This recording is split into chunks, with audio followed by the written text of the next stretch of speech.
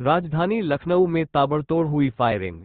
गोलियों की आवाज से गूंज उठा लखनऊ का दुबग्गा। ताबड़तोड़ फायरिंग के बाद क्षेत्र में दहशत का माहौल। बेखौफ दबंगों का लखनऊ के दुबग्गा में आतंक।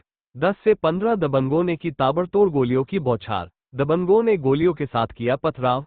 लखनऊ के दुबग्गा क्षेत्र अंतर्गत चरक इंस्टीट्यूट का पूरा मामला।